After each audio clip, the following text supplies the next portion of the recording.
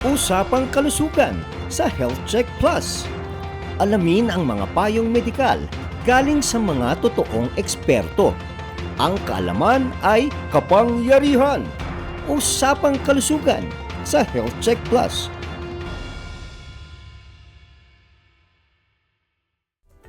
Check na araw mga health checkers sa Luzon, Visayas at Mindanao at sa mga nakikinig at nanonood sa iba't ibang panig ng mundo sa DZRH Radio, Digital TV at social media platforms. Ngayong araw, pag-uusapan natin ang epekto ng panahon sa ating magigiting na mga manggagawa. Ang Pilipinas ay isang bansa na nakakaranas ng matinding weather conditions. Andyan ang init ng panahon at matinding tag-ulan. Ito ang dahilan ng maraming medical conditions na tumatama sa malaking bahagi ng ating mga kababayan. Papaano ba maiiwasan ang mga kondisyon na dapat paghandaan sa pabago-bagong klima ng ating bansa? At anong paghahanda ang mga pwedeng gawin ng manggagawa natin? Ika nga, an ounce of prevention is worth a pound of cure. Mapaalad tayo dahil kasama natin ngayon ang isang medical officer and internal medicine consultant na nagmula pa sa Zambales. Let us all welcome our guest expert, Dr. Pia Maven Edeher Patricio. Welcome back po dito sa Health Check Plus, ang programang pinakatiwalaan ng mga eksperto. Doc Pay, mainit na pagbati po. Mainit na pagbati at magandang araw sa ating mga health checkers today. Maraming salamat sa aking imbitasyon ulit.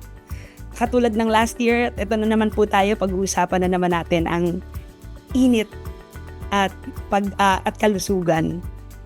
Totoo ka dyan, Doc Pay, no? Lalong-lalo na para sa ating mga manggagawa. So, Doc Pay, alam nyo, marami po sa ating mga manggagawa ang nagtatrabaho sa direktang init ng araw. Ano po ang payo ninyo sa paghahanda nila sa trabaho sa gitna ng matinding init ng klima? Tama ka dyan, Teacher Ellie, sobrang init talaga ngayon. At talagang nararamdaman nating lahat from all ages and all walks of life talaga nakakaramdam ng init at the moment, no? So, para sa akin, ang kailangan natin siguraduhin ngayon ay well-hydrated tayo, nagsusuot sana tayo ng breathable na damit, at nakakapagpahinga sana tayo sa mga shaded or cooler areas. Lalo-lalo na yung mga trabahador po na talagang na-expose sa init ng araw. Sana po ay nagkakaroon sila ng pagkakataon na magkakaroon ng decking at napupunta sa mga places na shaded para hindi masyadong na-expose sa init ng araw at hindi na rin tayo nagkakaroon ng mga sintomas. So speaking of the sintomas nga rin po, sana aware din tayo sa mga warning signs or mga sintomas na dala ng init ng panahon. Doc P, pag-uusapan po natin yung mga sintomas mamaya, no? Pero nabanggit po ninyo yung shaded areas kasi marami po sa ating mga manggagawa ay talagang babad sa init ng araw, no? Ano po ba yung talagang wastong paraan para po maiwasan itong mga heat-related na mga conditions, no? Lalong-lalo na po sa ating mga workers. Okay. So maganda po na kung sakali ho at magkabibigyan na tayo ng pagkakataon, lalo-lalo sa ating mga workers, mahalaga na magkaroon po ng adjustment ng work schedules kung posible. So, mas maganda na yung mas mabibigat na trabaho or gawain, lalo-lalo na po sa mga lugar na hindi nagkakaroon ng aircon. Mas maganda ko yung mabibigat na trabaho, ilagay natin sa panahon na malamig yung oras. So, early in the morning or late in the afternoon, pwede rin maglagay ng temporary shade sa work.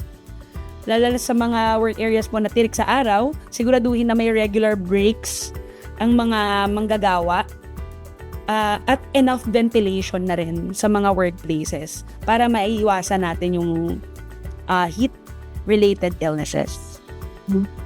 Napakaganda ng inyong advice, no? Sana po ay naririnig tayo ng mga employers ng ating mga workers, no? Doc P, alam niyo po, kami po ay curious din kasi nabanggit niyo po yung mga breathable na clothes, no? So, ano po ba ang ma-advise ninyo na material para sa ating mga araw-araw na pumapasok sa trabaho para po hindi sila maapektuhan ng mga heat-related conditions? Okay, I understand na hindi siya, there are still places na very strict about their uniforms, no? And hindi sila pinapayagan mag-cotton. And I wish na lang na yung mga hindi naka-cotton is not wearing black or dark colored na damit para mas madali for the air to move in and out of the body of of patients and persons. Sana kung pagkakaroon tayo ng pagkakataon, cotton sana yung isusuot natin. Kung cotton man, yung manipis na cotton naman, hindi yung, may mga cotton kasi na sobrang lambot, sobrang kapal naman. Manipis na cotton at kung pipiliin sana natin yung mga white-colored or light-colored na damit. So, mas okay sana kung ganong color, ay ganong style ng damit yung masusuot natin para maiwasan yung suffocation and heat-related illnesses. Ayan po mga health checkers, no, narinig po natin si Doc Pay. Kung pwede po tayong mamili ng isusuot ay dapat cotton at ito ay white or light colored, no, para maiwasan ng suffocation. Doc Pay, nabanggit niyo rin po kanina yung kailangan well hydrated din, no? At alam niyo po, dehydration ang kadalasang sanhi ng mga nararamdaman na medical conditions amidst dito sa napakainit talaga na panahon. Doc P, ano po ba ang mga senyales o sintomas ng dehydration, no? Lalong-lalo na po sa ating mga empleyado na kailangan nating bantayan. Thank you, Teacher Ellie. So, very, very important to Teacher Ellie, no? So, ang karaniwang senyales ng dehydration ay, number 1, matinding uhaw. Alam nating lahat yan na parang uhaw na tayo, dehydrated na talaga tayo. Tuyong bibig, minsan hindi natin to napapansin. Tuyo yung lips natin, tuyo yung mouth natin. Tapos, later on, unfortunately, pag na-miss out natin itong mga to, magkakaroon ng pagkahilo, panunuyo ng balat, tapos madalang at madilaw na pag-ihi. So, kapag sana naramdaman natin, kahit yung uhaw pa lang, agapan na natin siya, uminom na tayo ng maraming tubig. Kahit actually hindi tayo nauuhaw, lalo-lalo na sa panahon ngayon, mas maganda kung aagapan na natin ang pag-inom ng 8 to 12 glasses per day. Kasi kung hindi, mas malaking problema, mas maraming problema tayong pwedeng ma-encounter. Agree So, po dyan. sorry mag-add lang ako. So later on kasi, mas ayaw natin ng panghihina na yung nararamdaman natin. Later on, move on tayo sa mas mahirap na problema, which is heat stroke, which is ayaw sana natin yan. So, kailangan pala, Doc Pay, no, kapag nararamdaman na namin ng matinding uhaw, yung mga simula pala ng ganun, dapat po pala ay na-address na namin. Tama po ba? Correct. Yan. So, narinig po natin mga health checkers, no? So, kailangan ay kahit hindi tayo nauuhaw o kung pwedeng hindi pa ganong katindi ang ating uhaw, no? Kailangan ay well hydrated. Sabi ni Doc P, 8 to 12 glasses ng tubig. Doc P, pero alam nyo, lalong-lalo na sa ating mga nagtatrabaho, no? Mahilig po sila sa mga energy drinks, mga juice, at kung ano-ano pa, no? Meron po ba kayong advice tungkol po sa mga fluids na kailangan namin na inumin, lalong-lalo na po ngayong napakatindi talaga ng init? Okay, common misconception nakala ng mga tao na pagka kunyari mainit, mas makakatulong sa kanila yung energy drink and yung mga soda. Kasi yun yung mga patalastas na nakikita natin na parang obey your thirst, yung mga ganon.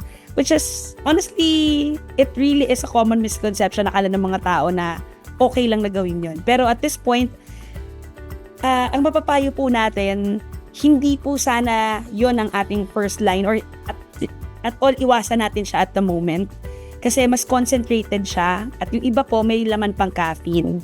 So mas maganda talaga kung tubig lang ang iinumin natin.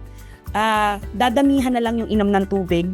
Iwasan po sana natin sobrang matamis at sobrang caffeinated na drinks at mas mainam sana kung meron tayong easy access sa clean drinking water. This is an important reminder not only for the viewers but also to the employers na sana maging available sa workplace yung drinking fountain or mga yung magre-refill ka lang ng tubig tapos may tumbler lang yung mga workers nyo. It's very important po na tubig ang meron instead of coffee and soda. Kasi mas mauuhaw pa sila minsan sa coffee and soda.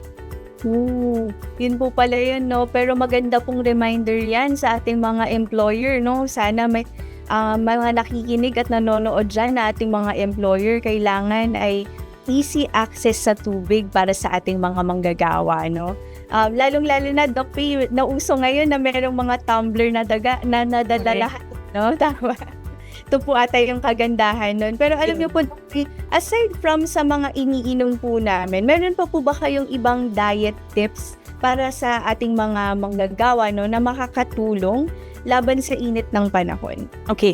So, for nutrition tips, mas makakatulong na mas marami tayong prutas ngayon kasi ang prutas mas marami din siyang fluid sa loob, mas makaka-hydrate.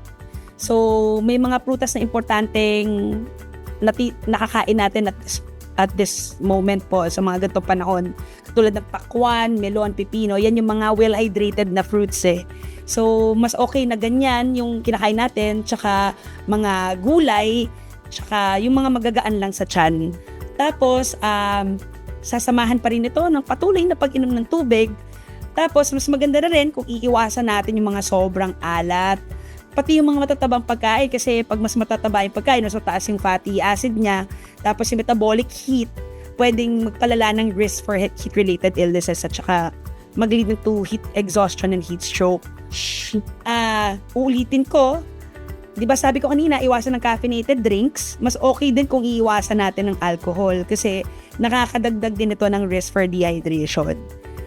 Mas pipiliin sana natin na ang inumin natin is yung mga kunyari na uuta na yung mga tao sa tubig.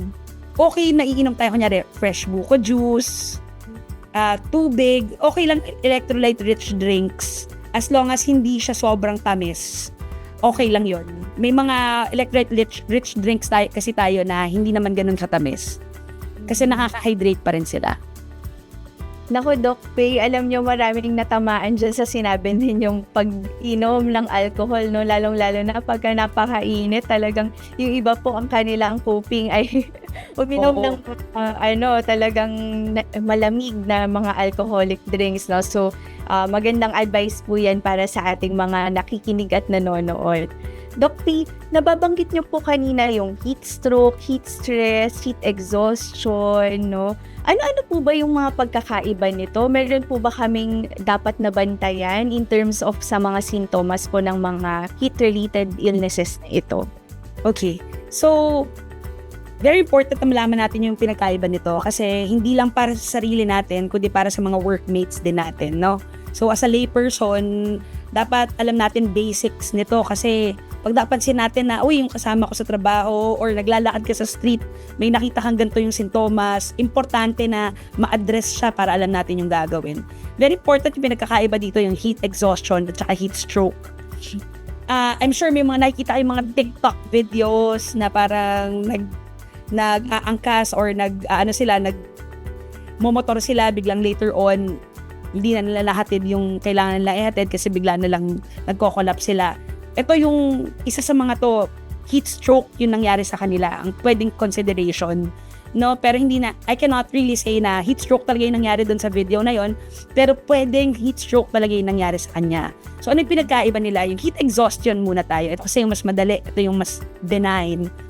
Yung heat exhaustion kasi, it's more of dizziness, thirst, heavy sweating, and parang feeling niya nasusuka siya at saka parang more of weakness yung nararamdaman niya. Pagka ganito yung nangyari sa isang tao, sa isang workmate, sa isang patient, ang kailangan natin gawin is mag-act fast tayo. Kailangan ma-address kagad natin to. I-move natin yung person to a cooler place. Kung meron kang matatapat sa kanya na electric fan, mas okay. I-loosen yung clothing, tanggalin yung mga butones. Kung kailangan punitin yung damit, gawin. Lalo na kung manipis or masikip yung sinusuot niyang damit, no? And most importantly, seek medical help. Pero sana nagawa muna yung minove siya sa cooler place at na-loosen yung clothing. Kung kaya pang mag-sip ng water ng patient or ng person na sinasalba, mas okay kasi po at least ma-replenish yung fluid. Next one is yung heat stroke. Ito yung mas malala. So, kung dizziness yung kanina, ito confusion na. Tapos or worse, they become unconscious. So, kaya siya tinawag na stroke kasi di mo alam na katulad siya ng ibang sintomas ng stroke na hindi mo na siya makausap. Ganun din ang kailangan gawin. Move to cooler area, loosen the clothing, usually hindi na nila kayang mag-sip ng water. So, next thing you do is call emergency 911 or kung meron kayong work clinic, mas maganda tatawagin yung medical attendees doon. Tapos, kung merong ice and water, kailangan babaran na yung patient or yung workmate or yung person na nakita na with ice and water. Ayan. So, maganda po na nabigyan natin ng advice yung ating mga health checkers patungkol sa difference ng ating heat-related illnesses, lalong-lalo na po sa heat stroke, yung pinagkaiba ng dalawang to. Doc P, alam niyo po, curious din po kami kasi nababanggit din po lagi at kami ay nakakatanggap din ng mga questions. So, paano naman po yung mga heat rash? Meron po bang mga paraan para po hindi madaling dapuan ng init o heat rash? Actually po, yung heat rash usually, minsan nakukuha natin siya lalong-lalo na pagka kunyari tight yung clothing natin, no? So, mas okay sana kung hindi tight yung clothing natin. Meron po mga prickly heat powders. For some, it helps, pero mas okay po na i-prevent natin yung rash by wearing loose clothings talaga. And yung sa iba naman po, yung mga talagang titirikan ng araw at nagkakaroon ng mga rashes, yun na po talaga yung gagamitan na natin ng powder na prickly heat.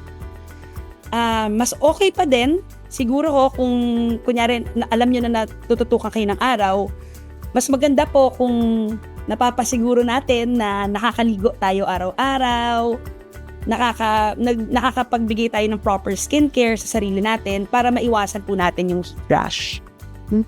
Yun po pala yun yung mahigpit na ating mga kasuotan, yun po pala yun. Loose clothing lang pala ang sagot para maiwasan yung heat rash na yan. Isa sa mga po. Doc, balikan ko lang ng konti yung heat exhaustion, no? Kasi marami po sa ating mga workers ay may iba't ibang mga conditions din. Meron po bang mga may higher risk na magkaroon or matamaan itong mga heat-related illnesses na ito? Okay. Yung mga taong may comorbidities or yung mga underlying diseases na meron na, mas madali sa kanila na magkaroon ng mga heat exhaustion.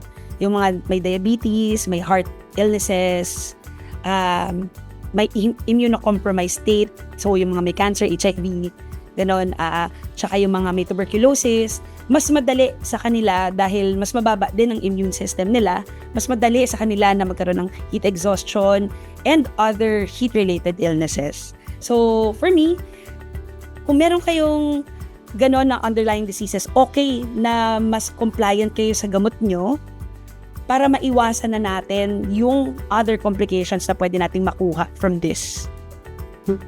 Ayan mga health checkers, no, na-remind tayo ni Doc P, kailangan ay sumusunod tayo sa ating mga maintenance, no, yung pag-inom ng ating mga maintenance kung meron man para maiwasan din itong pagiging high risk natin sa heat-related illnesses. Doc P, alam nyo, meron pong mga nagsasabi at kami po ay curious kung totoo po ba ito. Kapag ka pinagpapawisan daw ay okay lang kasi nalalabas ang init ng katawan. Okay lang po ba ito o delikado kapag ka sobra-sobra ang pagpapawis ng isang tao?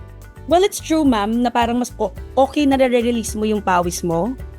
Okay na may nare-release yung pawis. Pero ang problema po kasi sa sobrang init, doble yung nare-release mong pawis. Ang problema sa ganun, at risk ka talaga for dehydration. Pag at risk ka for dehydration, kailangan kasi natin yung tubig sa katawan natin. Kasi yan nag-maintain ng balance sa katawan natin . So, the more you are dehydrated, the mas ayaw natin kasi at risk ka rin talaga sa other diseases. So, for me, okay na napapawisan ka, lalo na po kung intended mo, like pumupunta ka sa gym. Pero for me po, kung napapansin mo na nauuhaw ka, yung first sign is yung thirst. Ito yung totoong obey your thirst. Time to drink water, not soda. Time to drink water. inuman mo na ng tubig, ng maraming tubig yan. Para hindi ka na umabot sa part na nagkakaroon na kayo ng complications. Ayan mga health checkers, napakadami po nating napag-usapan, Doc Pay, at marami pa pong mga pumapasok na katanungan mula sa ating mga health checkers. Kaya wag po kayong bibitaw, magbabalik ang ating wellness tips, kasama pa rin si Doc Pia Maven Edeher Patricio. Wellness tips, susunod na. Usapang kalusugan sa Health Check Plus. Alamin ang mga payong medikal galing sa mga totoong eksperto. Ang kaalaman ay kapangyarihan. Usapang kalusugan sa Health Check Plus. Mga health checkers, for more kalusugan episodes ng Health Check Plus, visit our Facebook and YouTube channels. At para naman sa kalusugan tips, check our TikTok account.